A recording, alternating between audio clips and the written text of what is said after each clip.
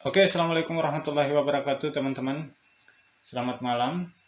Semoga sehat selalu. Ketemu lagi dengan saya Andika Saputra, masih di channel Al-Mahya ya, teman-teman. Nah, kali ini kita akan membahas tentang bagaimana cara melakukan sanggahan pada masa sanggah ketika teman-teman dinyatakan tidak lulus seleksi administrasi ya, teman-teman. Ada caranya, teman-teman ya. Jadi jangan menyerah, tetap berjuang sampai akhir betul-betul dinyatakan tidak lulus. Kalau selama masih ada kesempatan, meskipun sudah dinyatakan gugur seleksi administrasi, lakukan perjuangan, tetap berjuang sampai titik darah penghabisan, sampai betul-betul dinyatakan tidak lulus ya. Nah, kalau selama masih ada peluang, lakukan saja teman-teman. Oke teman-teman, sebelum lanjut ke video, silakan bantu di subscribe. Yang sudah subscribe saya doakan lulus CPNS, yang belum juga pun tetap saya doakan semoga tetap bisa lulus CPNS juga ya teman-teman. Oke, itu intermezzo saja ya teman-teman. Oke, tanpa basa-basi teman-teman, kita akan bahas bagaimana cara melakukan sanggah jika sudah dinyatakan tidak lulus seleksi administrasi.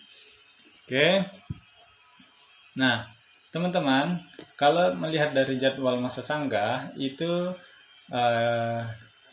hampir umumnya sama antara tanggal 30 Juli sampai tanggal 1 Agustus, dan jawaban sanggah juga di seputaran itu tanggal 30 Juli sampai 8 Agustus ya teman-teman.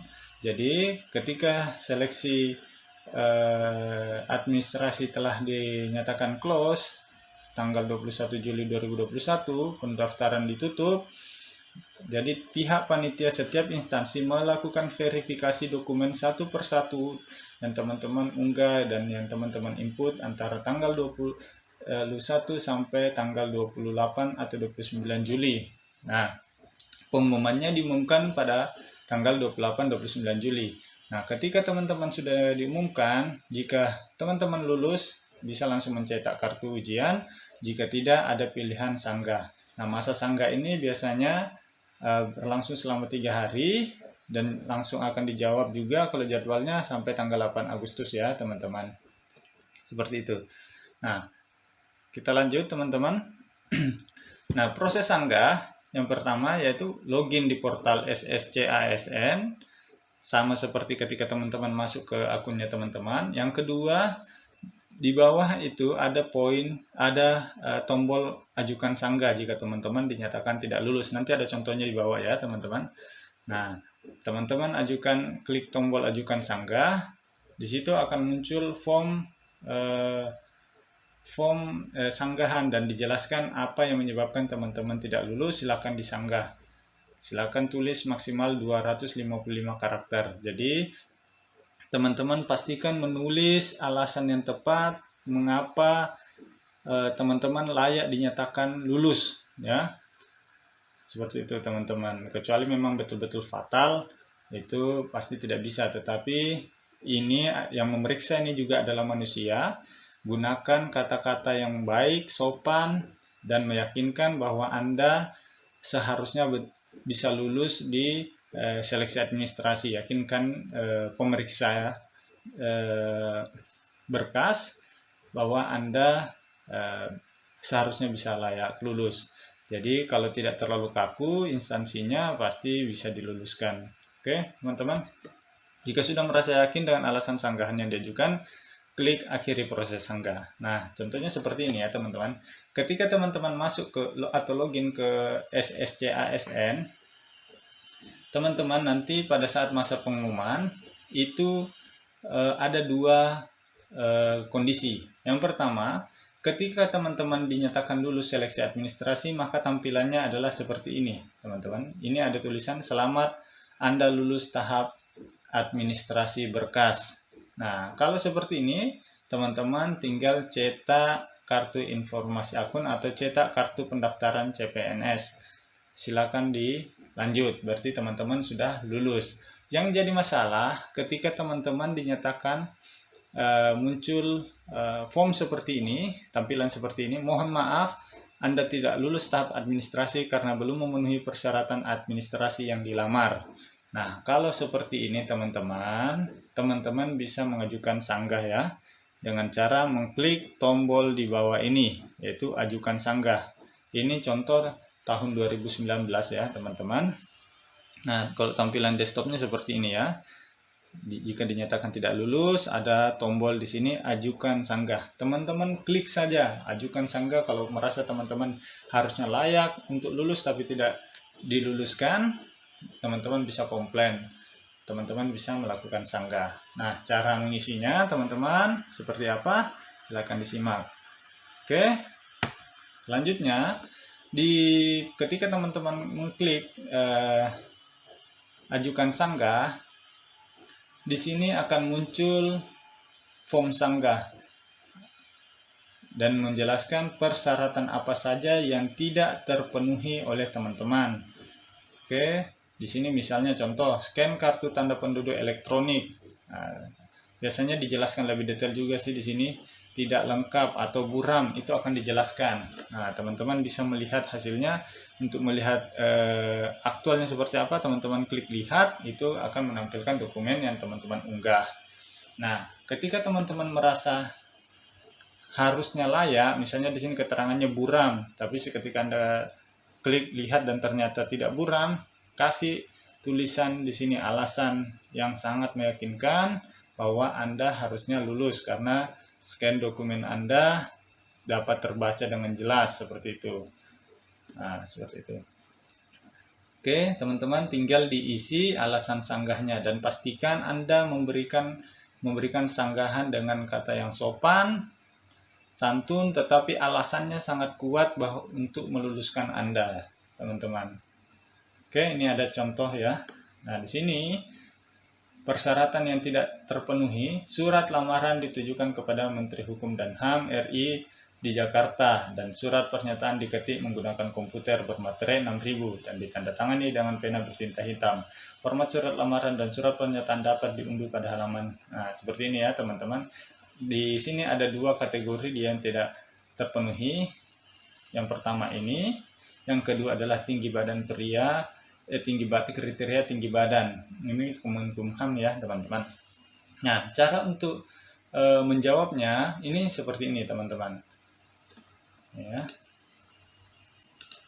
Nah, teman-teman di sini bisa menjawab surat lamaran saya tulis tangan. Sudah saya tulis tangan karena ini alasannya surat lamaran saya tulis tangan karena ketidaktahuan saya mengenai peraturan yang seharusnya diketik menggunakan komputer.